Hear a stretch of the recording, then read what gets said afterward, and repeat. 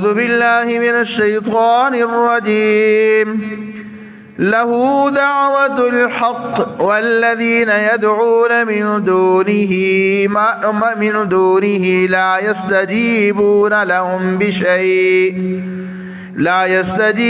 لهم بشيء إلا كباسط كفيه إلى الماء ليبلغ فاه وما هو ببالغه وما دعاء الكافرين إلا في ضلال.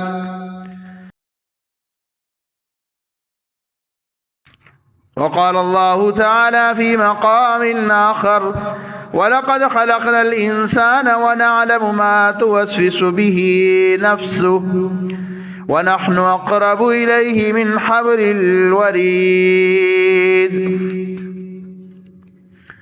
ہر قسم کی حمد و ثنا مقدس اور معلیٰ کلمات اللہ ملک العلام رب ذوالجلال والاکرام کے لیے، جو پوری کائنات کا خالق و مالک، داتا و دستگیر، حاجت روا، مشکل کشا ہے، وہ اللہ جو چاہے، جب چاہے، جیسے چاہے، فعال لما یرید، لا یسأل عما یفعل، اللہ تعالیٰ کی صفت ہے. کوئی اللہ تعالیٰ سے یہ پوچھ نہیں سکتا کہ وہ کیا کرتا ہے، کوئی اس کے کام پہ اعتراض نہیں کر سکتا، کوئی اس کے کسی کام پہ نکتہ چینی نہیں کر سکتا.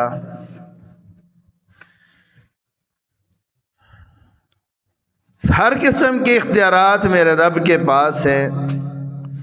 وہ اپنی ذات میں بھی یکتا ہے اور اپنی صفات میں بھی یکتا ہے.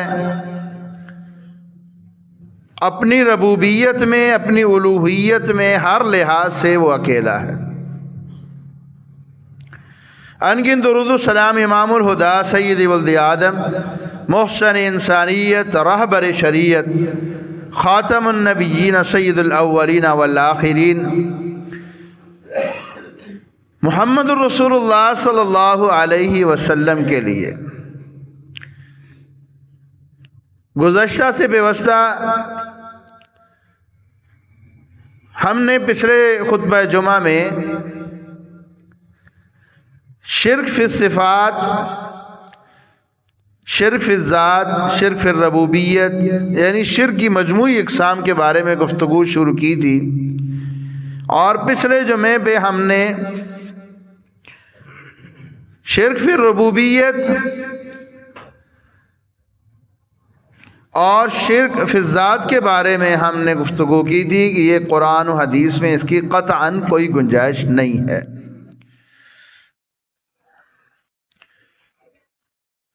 پھر سن لیں، رسول اللہ صلی اللہ علیہ وسلم نے فرمایا کہ جو بندہ اس حال میں فوت ہوا کہ وہ اللہ تعالیٰ کے ساتھ شرک نہیں کرتا تھا، تو فرمایا کہ وہ بندہ ضرور بے ضرور جنت میں جائے گا. اللہ کے ساتھ شرک نہیں کرتا تھا، مومن اور مسلمان ہے، اور شرک بھی نہیں کرتا. آپ کہیں گے مولوی صاحب یہ کیا، ابھی مومن مسلمان بھی ہے، شرک بھی کرتا ہے؟ قرآن یہ کہتا ہے بہت سارے ایسے لوگ ہیں وَمَا يُؤْمِنُ أَكْثَرُهُم بِاللَّهِ إِلَّا وَهُمْ مُشْرِكُونَ، بہت سارے ایسے لوگ بھی ہیں جو ایمان کا دعویٰ بھی کرتے ہیں لیکن ساتھ شرک بھی کرتے ہیں.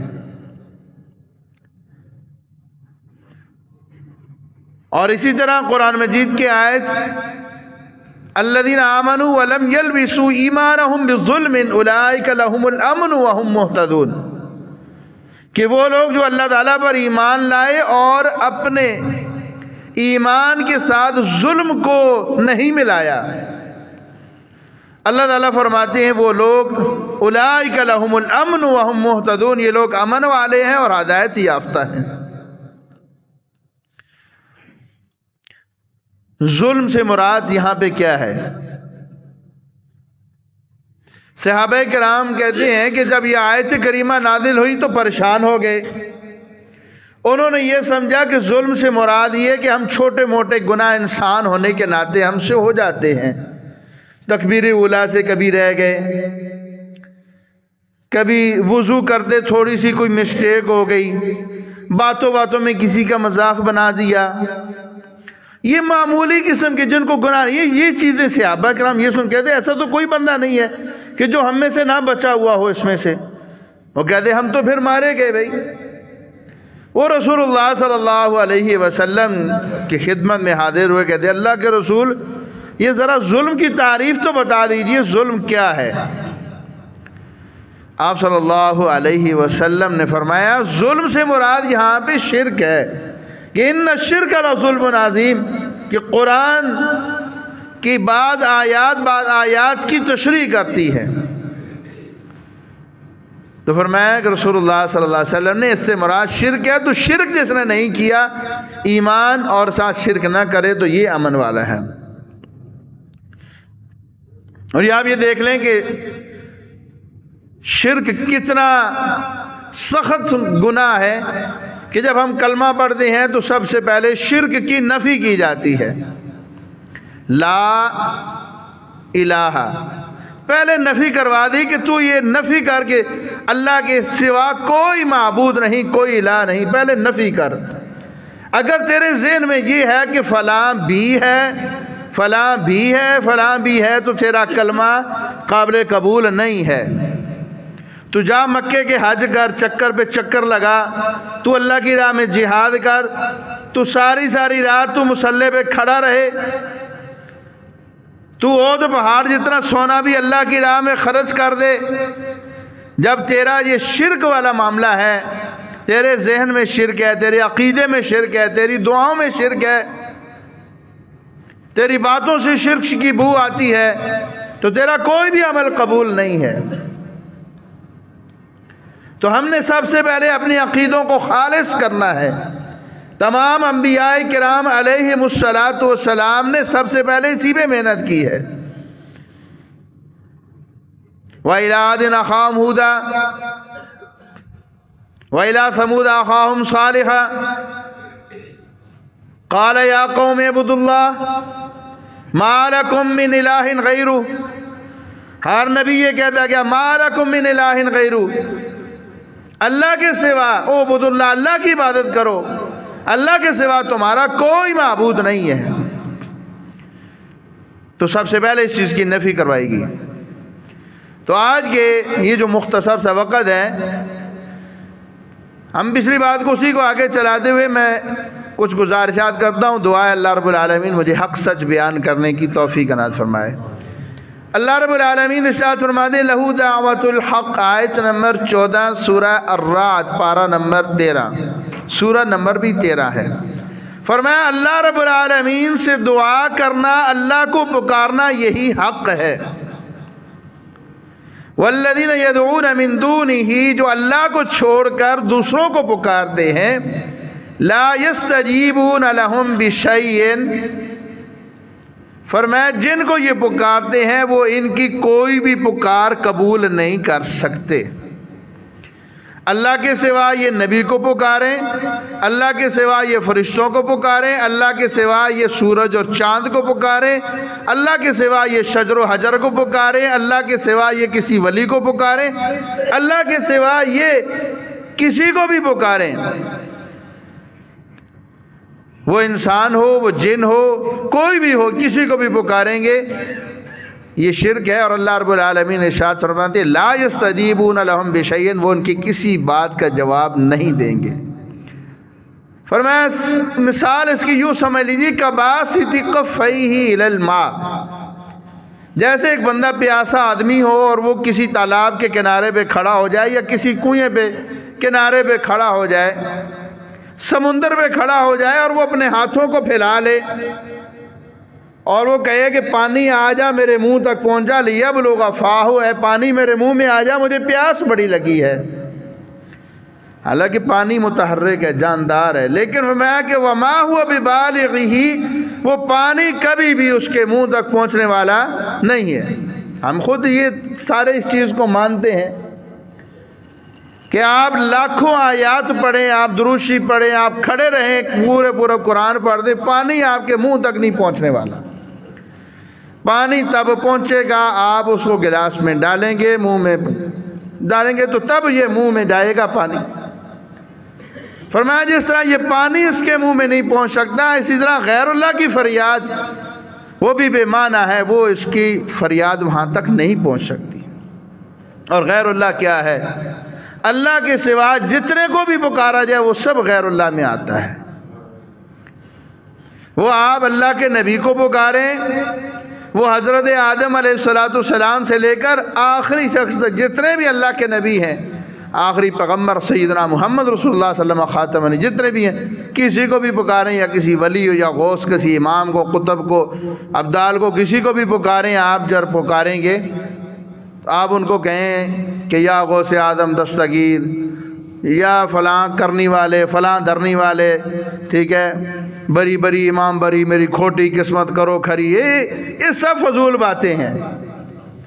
آگے جی وہ کراچی کو بچایا ہوا ہے عبداللہ شاہ غازی نے، اس کا مزار ہے جی کراچی اس وجہ سے بچا ہوا ہے جی۔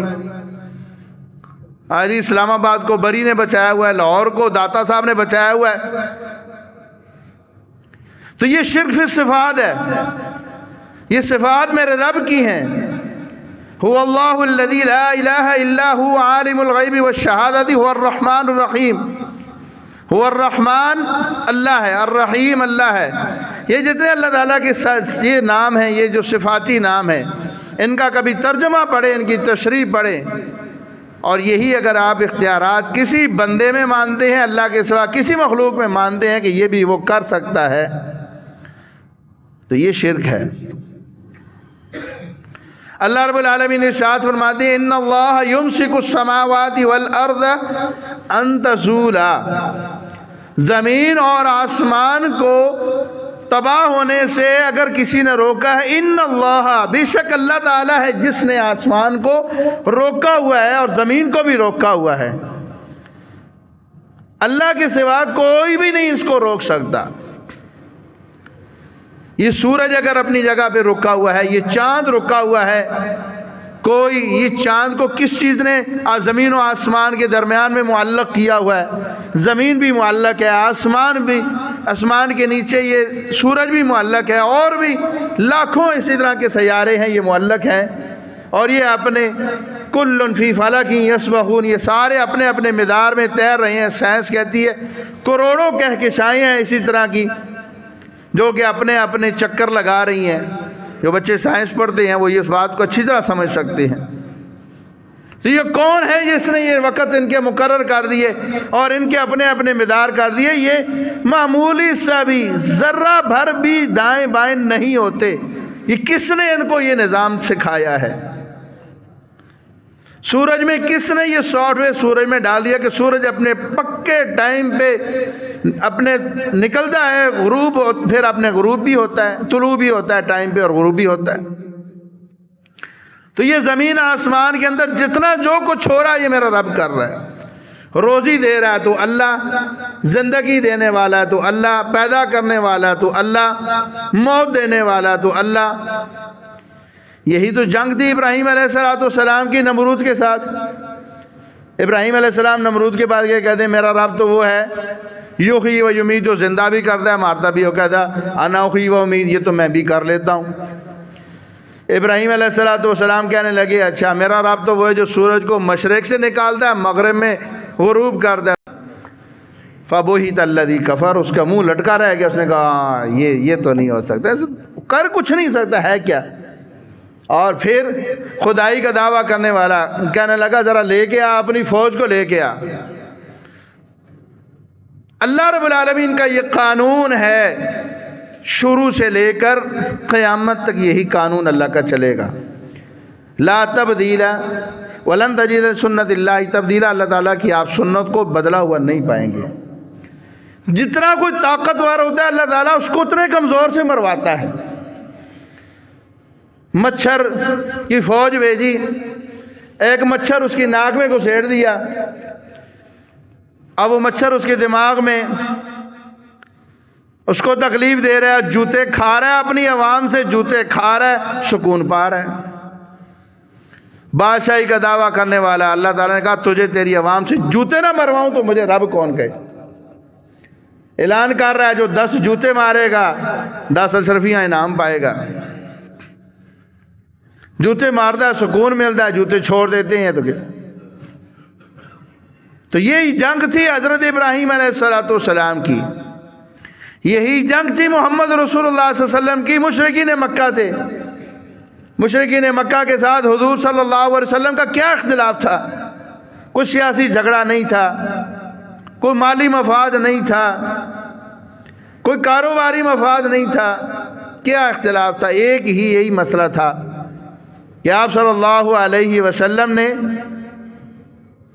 کہا کہ قولوا لا الہ الا اللہ۔ تو اللہ تعالیٰ کی صفات میں شرک کرنا، یہ صفات صرف میرے رب کی ہیں، ان میں کسی اور کو شامل کرنا یہ بھی شرک ہے، یا پھر یہ ہے کہ ان صفات میں تعطل پیدا کرنا۔ یہ اللہ کی صفات ایسی ہیں جو ہمیشہ ہیں اور اللہ تعالیٰ کی اپنی ذاتی ہیں، کسی کی دی ہوئی نہیں ہے۔ مثلا اللہ تعالیٰ سنتا ہے، ہم نے ابھی بیان کی آیت پڑھی، اللہ تعالیٰ ہماری دعاؤں کو سنتا ہے، تو اللہ تعالیٰ بغیر واسطے کے سنتا ہے۔ اللہ تعالیٰ ہر وقت سنتا ہے، ہر کسی کی سنتا ہے۔ پشتو والا ہے اس کی سنتا ہے، پنجابی ہے اس کی سنتا ہے، اس کی زبان سمجھتا ہے، انگریز ہے اس کی زبان کو سمجھتا ہے، سرائکی ہے اللہ اس کی زبان کو سمجھتا ہے۔ اللہ تعالیٰ کو ٹرانسلیشن نہیں چاہیے کوئی بھی، اللہ تعالیٰ کو کوئی بھی ترجمان نہیں چاہیے، بغیر ترجمان کے اللہ رب العالمین ہر کسی کی بات کو سمجھتا ہے۔ اللہ تعالیٰ تو ان کی فریاد بھی قبول کرتا ہے جو بول نہیں سکتے، جو گونگے ہیں، جو بول نہیں سکتے، اللہ تو ان کی بھی سمجھ لیتا ہے کہ کیا کہہ رہا ہے۔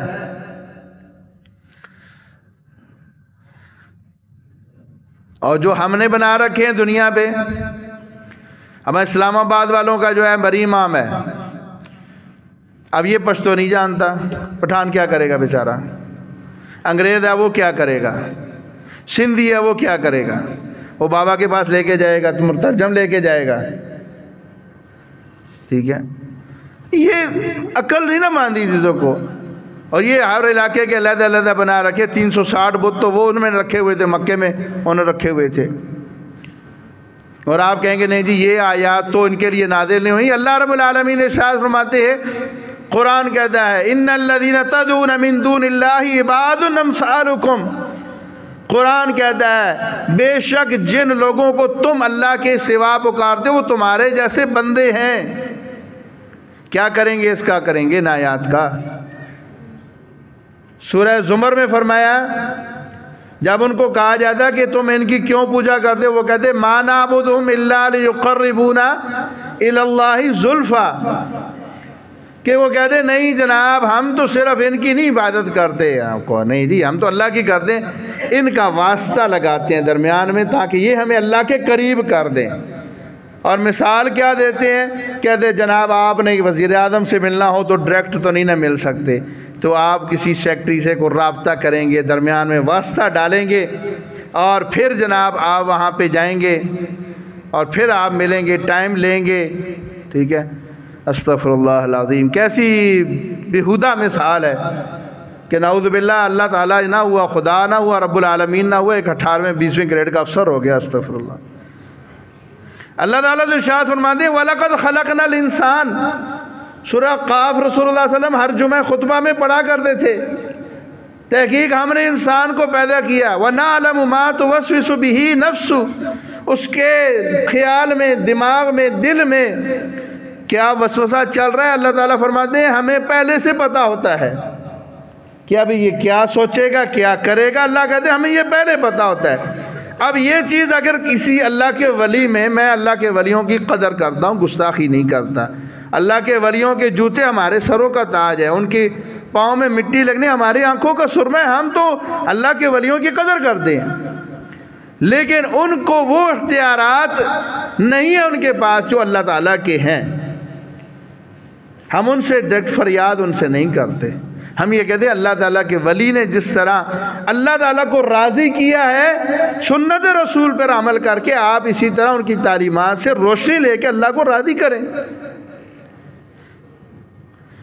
جس طرح سیدنا ابو بکر صدیق اللہ کے ولی ہیں، حضرت عمر اللہ کے ولی ہیں، حضرت عثمان اللہ کے، حضرت مولا علی اللہ کے ولی ہیں، حضرت حسن اور حسین اللہ کے ولی ہیں، تمام اہل بیت اللہ تعالیٰ کے ولی ہیں، تمام صحابہ کرام اللہ تعالیٰ کے ولی ہیں، امام ابو حنیفہ رحمۃ اللہ کے ولی ہیں، امام احمد بن حنبل، امام شافعی، امام مالک، امام بخاری، تمام اللہ کے ولی ہیں تمام یہ.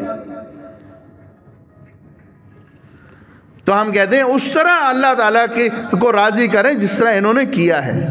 اب ان کی تعلیمات سے دیکھیں انہوں نے زندگیاں گزار دی ہیں. اب یہ کہا رسول اللہ صلی اللہ علیہ وسلم کے پاس اگر کوئی جانے یہ بندہ عقیدہ رکھتا ہے، آپ صلی اللہ علیہ وسلم تو فرمایا، صحیح البخاری کی حدیث ہے، انا القاسم واللہ یؤتی، اللہ تعالیٰ دینے والا اللہ ہے، میں تو قاسم، میں تو تقسیم کرنے والا ہوں. اللہ تعالیٰ دیتا ہے. اب یہ ماں سے بات ماننا کہ اس کی ذاتی صفت ہے، ذاتی صفت نہیں ہے، یہ اللہ تعالیٰ کی دی ہوئی عطا ہے. اب ذاتی صفت اللہ تعالیٰ کی ہے، یہ صرف اللہ کی صفات ہیں کہ اللہ تعالیٰ بغیر پردے کے ہر وقت ہر کسی کی سنتا ہے. اللہ تعالیٰ ارشاد فرماتے ہیں، ادعونی استجب لکم، مجھے پکارو میں تمہاری پکار کو سنوں گا، قبول کروں گا. اللہ تعالیٰ فرماتے ہیں میرے بندہ تو جب بھی مجھے پکارتا ہے میں اس کی پکار کو قبول کرتا ہوں، اجیب، جواب بھی دیتا ہوں. صرف سنتا ہی نہیں، قبول بھی کرتا ہوں، جواب بھی دیتا ہوں، ریپلائی بھی دیتا ہوں اس کو. اللہ رب العالمین تو ہر لمحے ہر وقت سنتے ہیں. اسی طرح اولاد دینا یہ کس کا کام ہے؟ اللہ تعالیٰ کا. اللہ تعالیٰ ارشاد فرماتے ہیں سورہ الواقعہ میں، اللہ تعالیٰ ارشاد فرماتے ہیں، افرأیتم ما تمنون انتم تخلقونہ ام نحن الخالقون. فرمایا تمہارا کام ایک لمٹ تک ہے. فرمایا اس منی کے قطرے سے، اس ناپاک قطرے سے، حقیر کے قطرے سے، انتم تخلقونہ، تم پیدا کرتے ہو، ام نحن الخالقون، یہ اللہ پیدا کرتا ہے. اللہ فرماتے ہم پیدا کرتے ہیں. آگے اللہ تعالیٰ فرماتے ہیں انتم تزرعونہ ام نحن الزارعون، تم تو زمین میں ہل چلاتے ہو، بیج ڈال دیتے ہو، کھاد بھی ڈال دیتے ہو، ٹنوں کے حساب سے بیج زمین کے حوالے کر دیتے ہو. انتم تزرعونہ ام نحن الزارعون، وہ کھیتی باڑی تم کرتے ہو یا ہم کرتے ہیں؟ اللہ تعالیٰ فرماتے لو نشاء لجعلناہ حطاما فظلتم تفکہون، ہم چاہیں تو اس کو مٹی میں ہی اس بیج کو ضائع کر دیں، تم تو باتیں بناتے رہ جاؤ. کیا باتیں کرو گے، کیا کر لو گے؟ کچھ اللہ کا بگاڑ سکو گے؟ یہی کہو گے جناب ہماری اپنی غلطی تھی. کبھی کہو گے جناب پانی نہیں میں لگا سکا، کبھی کہو گے وتر نہیں تھا، کبھی کہو گے میں جناب لیٹ ہو گیا. یہی کچھ کہتے ہیں نا، یہ زمین ٹھیک نہیں تھی، زمین کو میں صحیح بنا نہیں سکا، زمیندار بیٹھے ہوئے. اور میرا بھی تعلق اسی فیملی سے ہے. بہرحال یہ دیکھیں کہ یہ ہم پھر یہی کچھ کر سکتے ہیں نا جی. تو اللہ تعالیٰ فرماتے ہیں آسمان سے پانی نازل ہوتا ہے تمہارے لیے، زمین سے بھی نکلتا ہے، تم اس پانی کو پیتے ہو. انتم انزلتموہ من المزن ام نحن المنزلون، تم نازل کرتے ہو یا ہم نازل کرتے ہیں؟ پانی کس نے پیدا کیا؟ اللہ نے. لو نشاء جعلناہ جاجا، اللہ کہتے ہیں اگر ہمیں سے کڑوا کو سیلا کر دیں پانی کو تو کیا کر لو گے؟ کچھ کر سکتے ہیں اس پانی؟ کچھ بھی نہیں کر سکتے. کتنے ایسے ہیں نا علاقے آپ کے اڑوس پڑوس میں ایسے علاقے موجود ہیں، یہ آپ ترلائی کی طرف چلے جائیں، ادھر ہے پانی پینے کے قابل نہیں ہے. تو اللہ کا شکر ادا کریں گے. یہ کس نے یہ سارے کچھ کیا؟ اللہ اکیلے نے کیا، کوئی اس میں دوسرا شامل نہیں ہے. تو یہ اللہ رب العالمین کی صفات ہیں، جتنی بھی اس کی صفات ہیں اس کے وہاں پہ ویسا ہی مان لینا جیسی اس کی شان کے لائق ہے. وہ محدود نہیں، اللہ کی صفات لا محدود ہیں. اللہ تعالیٰ جیسے میں نے ضمن میں ہر خطبے جمعے میں عرض کرتا ہوں کہ اللہ رب العالمین کسی کو جواب دے نہیں ہے. اللہ رب العالمین جو چاہتا ہے، جیسے چاہتا ہے، جب چاہتا ہے، فعال لما یرید، کر کے دکھاتا ہے. اس کو کسی سے اپروول نہیں لینی پڑتی. ہاں میں اس کو بیٹا دوں نہ دوں، میں اس کو بیٹی دوں نہ دوں، اس کو میں رزق دوں نہ دوں، یہ انسانوں کی بس کی بات نہیں ہے. ہم نے یہ انسانوں میں تقسیم کر رکھے ہیں. اللہ رب العالمین ارشاد فرماتے ہیں سورہ نجم میں، ایک نہیں قرآن مجید بھرا پڑا ہے نا آیات سے. اللہ تعالیٰ ارشاد فرماتے ہیں سورہ نجم میں پارہ نمبر 27 میں،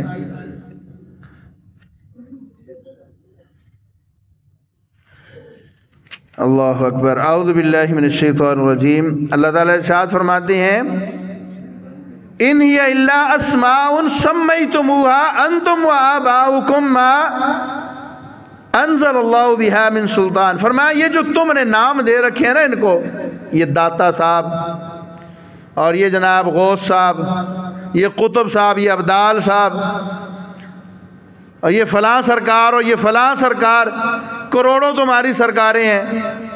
اللہ کے اتنے نبی دنیا میں نہیں آئے جتنے ایک ایک شہر میں انہوں نے جناب سرکاریں بنائی ہوئی، ایک ایک شہر میں. یہ آپ کا پاکستان کا ملتان شریف جس کو لوگ اولیاء اللہ کی سرزمین کہتے ہیں، اس میں کوئی پتہ نہیں کروڑوں کے حساب سے یہاں پہ موجود ہیں جتنے اللہ کے نبی نہیں آئے. تو فرمایا یہ تم نے جو نام دے رکھے ہیں انتم و آباؤکم، تم یہ تمہارے آباء و اجداد نے نام دے رکھے ہیں، ما انزل اللہ بہا من سلطان، اللہ تعالیٰ نے اس کی کوئی سند نہیں اتاری. اللہ نے نہیں کہا کہ یہ فلاں فلاں ہے. اللہ تعالیٰ نے یہ سب کچھ اپنے کنٹرول میں رکھا ہوا ہے. اور اللہ رب العالمین ارشاد فرماتے ہیں قرآن مجید یہ کہتا ہے کہ اگر اللہ تعالیٰ کے سوا کوئی اور بھی ہوتا تو یہ زمین و آسمان کا نظام کب کا ختم ہو چکا ہوتا. ہمیں یہ بچپن سے پڑھایا جاتا ہے کہ ایک اللہ ہے، اللہ کے سوا اگر کوئی اور بھی اللہ ہوتا تو یہ زمین کا نظام نہیں چل سکتا. امام شافعی رحمۃ اللہ علیہ کہ غالباً ان کے بارے میں آتی ہے حکایت. امام شافعی رحمۃ اللہ علیہ کہتے ہیں میں نے ایک عورت کو دیکھا چرخہ کاٹتے ہوئے. کہتے ہیں میں نے اس عورت کو کہا کہ مجھے یہ بتاؤ ساری زندگی چرخہ ہی کاٹتا ہے یا کبھی اللہ کو بھی پہچانا ہے؟ کہتے ہیں وہ مائی مجھے جو ان پڑھ ہے، کسی کالج یونیورسٹی کسی مدرسے سے نہیں پڑھی ہوئی، لیکن وہ مجھے کہہ دی اس چرخے نے مجھے بتایا اللہ ہے. میں نے کہا کیسے؟ اس نے کیسے بتایا؟ کہ یہ چھوٹا سا چرخہ ہے، چھوٹی سی ایک مشین ہے، اس کو جب تک میں نہ چلاؤں یہ چلتا نہیں ہے. اگر یہ چھوٹی سی مشین بغیر چلانے والی، اتنا بڑا کائنات کا نظام بغیر خدا کے کیسے چل رہا ہے؟ یہ جو دہر یہ لوگ کہتے ہیں نا کہ خود بخود یہ سارا ہو رہا ہے، اور کہتے ہیں اللہ تعالیٰ نہیں ہے، انسان بھی وہ کہتے ہیں بندر کی اولاد ہے، اور یہ جو کس قسم کی جو نظریے رکھتے ہیں یہ سارے انہی کی اولاد ہے. بندر واقعی یہ بندر ہے. اللہ تعالیٰ قرآن میں کہتے ہیں اولئک کالانعام، یہ جانوروں سے بھی بدتر ہے. اللہ وہ کہتے ہیں کہ یہ چھوٹا سا یہ نہیں چل سکتا تو اتنا بڑا کائنات کا نظام کیسے خود چل سکتا ہے؟ امام ابو حنیفہ رحمۃ اللہ علیہ کا وہ جو مناظرہ ہوا تھا اس داریے کے ساتھ، جو وہ آپ کو یاد ہوگا، آپ ماشاءاللہ سنتے رہتے ہیں. اچھا پھر انہوں نے پوچھا کہ مائی یہ بتایا کہ اس چرخے نے کیا بتایا، خدا ایک ہے یا دو ہے؟ انہوں نے کہا نہیں، اس چرخے نے بتایا کہ ایک خدا ہے، ایک اللہ ہے. میں نے کہا کیسے؟ انہوں نے کہا اگر ہم دو ہوتی نا تو میں کہتی ادھر چلاؤں، کہتے ادھر چلانا ہے، الٹا چلاتی، میری مخالفت کرتی، یہ چرخہ ٹوٹ جاتا.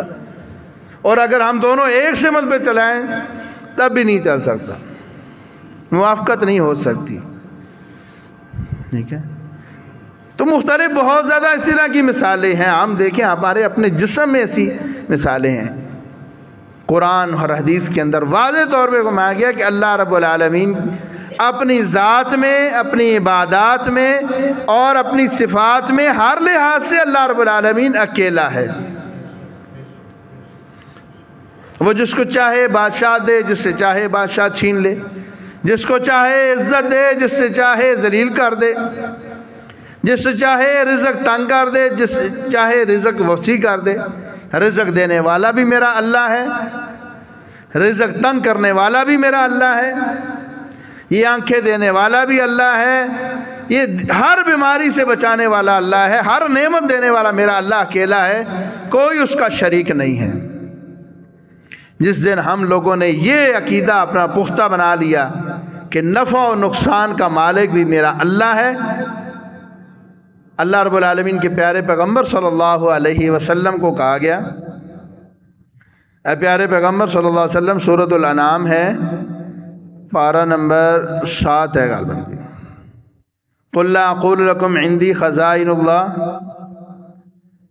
اے پیارے پیغمبر صلی اللہ علیہ وسلم کہہ دیجئے کہ میں تمہیں نہیں کہتا کہ میرے پاس اللہ تعالیٰ کے خزانے ہیں،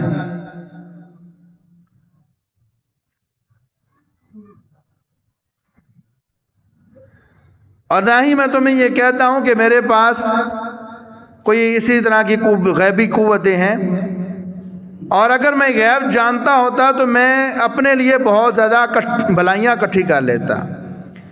اچھا یہ آیت نمبر 50 ہے، قل لا اقول لکم عندی خزائن اللہ، اے پیارے پیغمبر صلی اللہ علیہ وسلم میں تمہیں نہیں کہتا کہ میرے پاس اللہ کے خزانے ہیں، ولا عالم الغیب، اور نہ ہی میں غیب کا دعویٰ کرتا ہوں، ولا اقول لکم انی ملک، اور نہ ہی میں اپنے آپ کا مالک ہوں، ان اتبع الا ما یوحی الی، میری طرف جو اللہ کی طرف سے وحی کی جاتی ہے میں اسی کا تابع ہوں۔ تو یہ، اور دوسرا فرمایا وَعِندَهُ مَفَاتِحُ الْغَيْبِ لَا يَعْلَمُهَا إِلَّا هُوَ، جتنی بھی غیب کی کنجیاں ہیں یہ اللہ رب العالمین کے پاس ہیں۔ کل کیا ہوگا، کب ہوگا، اللہ جانتا ہے۔ اور یہ صرف اگر ہم کسی اللہ کے ولی میں مان لیں تو ہم ایک اس کی بھی گستاخی کر رہے ہیں، اللہ کی بھی گستاخی کر رہے ہیں، اللہ کے رسول کی بھی گستاخی کر رہے ہیں۔ یہ میرے رب کو پتا ہے کہ کل کیا ہوگا، کسی کو کچھ نہیں پتا۔ کوئی بندہ چاہے جتنی مرضی عبادت کر لے غیب کی کنجیاں نہیں پا سکتا، اللہ کی صفات نہیں پا سکتا۔ جس طرح رسالت یہ بھی ایک اللہ تعالیٰ کا انعام ہے، اللہ تعالیٰ نے محمد رسول اللہ صلی اللہ علیہ وسلم پہ یہ ختم کر دیا ہے۔ اب یہ نہیں ہے کہ کوئی بندہ بہت زیادہ محنت کرے تو وہ کیا رسالت کو پا لے گا، نہیں، اور بہت زیادہ کو محنت کرے اللہ کا ولی ہو سکتا ہے، اللہ تعالیٰ کا دوست بن سکتا ہے، لیکن اللہ کے اختیارات کو نہیں پا سکتا، اللہ کی صفات کو نہیں پا سکتا۔ اور اللہ کے ولی کے ساتھ محبت یہ ہماری ایمان کے حصہ ہے، میں نے پہلے بھی بیان کیا۔ رسول اللہ صلی اللہ علیہ وسلم نے فرمایا، حدیث قدسی ہے، اللہ تعالیٰ فرماتے ہیں من عاد علی ولی فقد آذنت بالحرب، جو میرے ولی کے ساتھ دشمنی رکھتا ہے اللہ تعالیٰ کہتا ہے میرا اس کے ساتھ اعلان جنگ ہے۔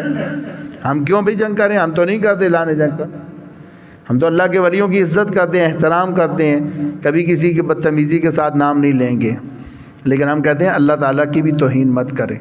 وما قدر اللہ حق قدری، اللہ کی قدر کو جانیں، ایک اللہ کے سامنے دعائیں کریں، سجدے کریں، رکوع کریں، فریادیں کریں، اسی سے ساری نظر و نیاز اللہ کے نام کی کریں۔